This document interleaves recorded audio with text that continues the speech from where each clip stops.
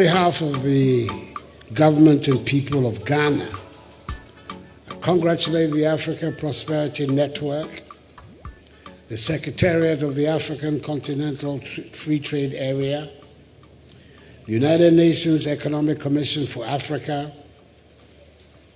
the United Nations Development Program, the team at the Office of the President, and all other partners and sponsors for what I can safely describe as the success of this historic dialogue, and that of the Associated Business and Policy Leaders Dialogue. I thank my fellow presidents a great deal for sending their representatives to grace this meeting with their attendance.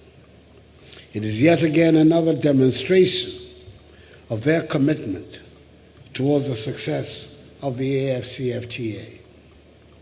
My sincere gratitude also goes to the lead presenters and contributors, the panelists, and thought leaders for a great job done. And I want to thank all of you, each single one of you, for coming to Ghana for this colloquium. The last 3 days have seen some of the best of African minds and expertise at work, and reiterated our collective desire to transform the African continent. The insightful discourse, filled with great passion and fueled by the wealth of cutting-edge knowledge and business experience, has ensured that we have a practical and pragmatic compact and action plan to drive accelerated implementation of the AFCFTA. We need quick wins, and this is exactly what the outcome of this dialogue offers us, as well as a concentrated focus on the steps towards prosperity for the African peoples. Excellencies, it is encouraging to note that as of November 2022, 44 AU member states have ratified the Africa Continental Free Trade Agreement. This is strong evidence of the growing political will and commitment of the leadership on the continent to achieve market integration in Africa. And it is our duty to engage to ensure the full participation of all member states. The effects of the global pandemic and the ongoing geopolitical conflict in Russia and Ukraine on Africa have been significant.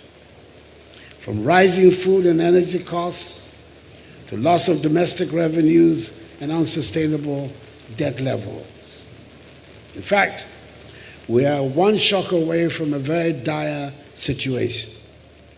Consequently, we in Africa must, with a sense of urgency, work together to guarantee the economic security and secure the prosperity of our peoples.